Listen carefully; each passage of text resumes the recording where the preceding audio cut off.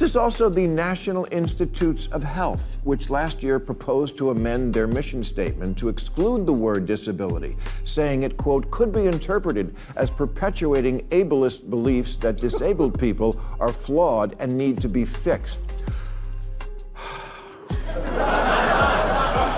Let me take this moment to go on record. Folks, if I am ever struck blind or deaf or paralyzed, don't praise me, fix me. Small matters when activism merges with narcissism. Less about the cause and more about me. Look at me. Watch me. And if you like the way I'm fighting injustice, remember to like and subscribe. When Adele lost weight, she was excoriated for betrayal. To who? She betrayed the unhealthy? So people are getting angry again. And this time, the far left is not attacking some bad guy. No, this time they are attacking people who are actually trying to fix real problems. Because it seems that in today's activist mindset, helping only matters if it comes through the approved political side. Bill Maher sees right through that strange way of thinking. And once he starts breaking it down, the whole act starts to look even more silly. If you enjoy sharp political talk with no softening, hit subscribe, leave a like, and let's get into it. A Washington Post reporter tweeted, "What truly needs curing is society's view of disabled people." And BuzzFeed agreed, Mr. Beast seems to regard disability as something that needs to be solved.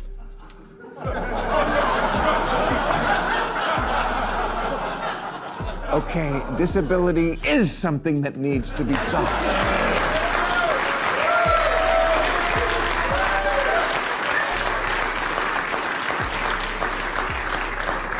And what truly needs curing is blindness.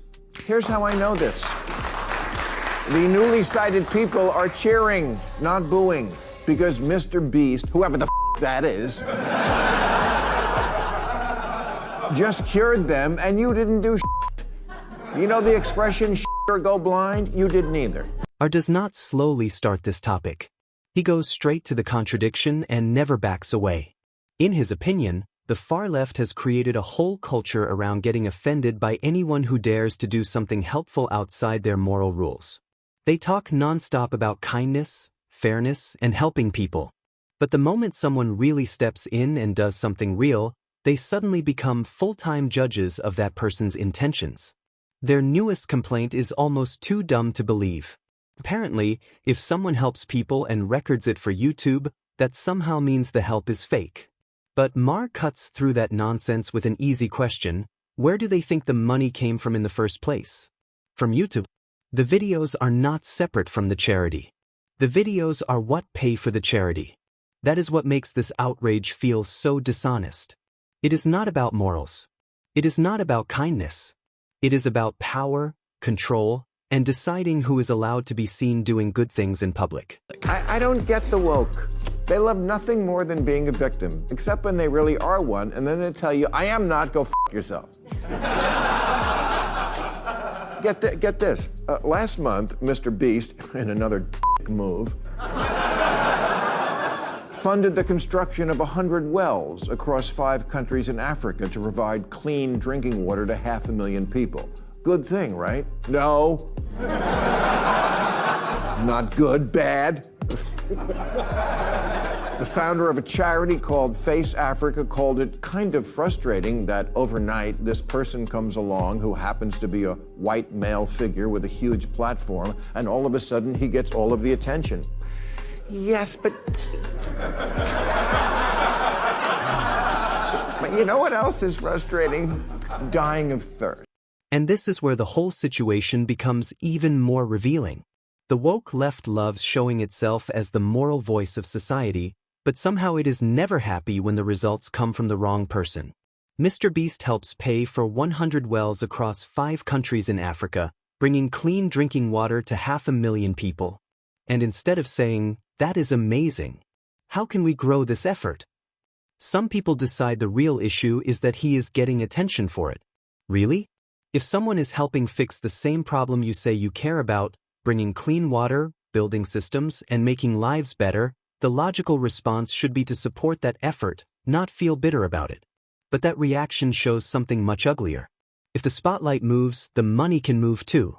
If the money moves, the influence moves. And when the influence moves, the control of the story changes too.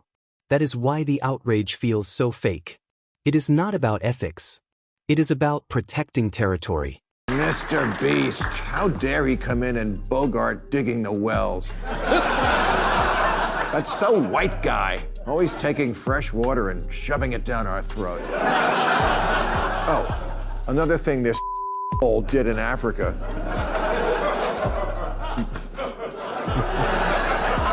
was pay for the rebuilding of an African orphanage, which the director of the Hope and Homes for Children charity called it a classic case of white saviorism. So true. Ask any orphan to name the worst part of their life. Show-offs! The more you think about it, the worse it starts to look. Society's real problems were never going to be fixed by governments alone, and definitely not by people who care more about appearances than progress. Real change has always depended on people who step in and do something helpful when big systems stop working. That is the bigger point Maher is making. Mr. Beast helping in Africa is not some cartoon version of white savior behavior, no matter how hard critics try to label it that way. It is a response to real human need. Clean water is not political. Infrastructure is not just a symbol. A rebuilt orphanage is not just something to talk about. These are real things that make real lives better. And when someone actually provides them, the reasonable reaction is to focus on the people being helped, not obsess over whether the helper passed some activist purity test before doing it. But for the outrage crowd, appearance matters more than results every single time. And that tells you exactly what their true priorities are. How did we get to this weird place? Telling people who are actually out in the world making a positive difference, you're the problem. Yeah, quick question, who the are you?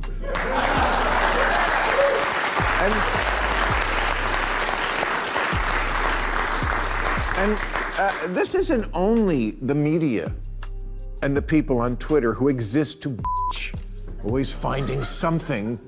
He just did it for the clicks, or for the wrong reason. Or you should have done more, or sooner, whatever. You signed X. No. Maher's words stand out because they reveal something almost painfully obvious. Who made these people the judges of kindness? Why are they so sure that only they can decide which good action is pure and which one should be treated like a public image disaster? It would be funny if it were not so revealing. They do not create.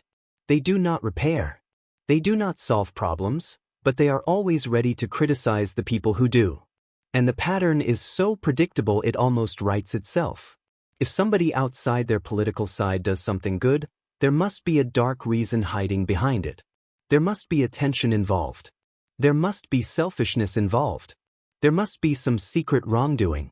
But if the exact same action came from their side, it would quickly become noble, life-changing, and beyond criticism. That is the hypocrisy Maher brings into the open. Good should not be treated like a danger just because it came from the wrong person. Good is still good whether the activist crowd likes it or not. This is also the National Institutes of Health, which last year proposed to amend their mission statement to exclude the word disability, saying it, quote, could be interpreted as perpetuating ableist beliefs that disabled people are flawed and need to be fixed. Let me take this moment to go on record. Folks, if I am ever struck blind or deaf or paralyzed, don't praise me. Fix me.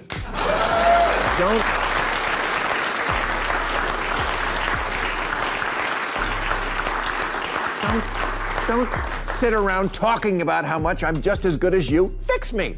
Do something. Use AI. Invent something.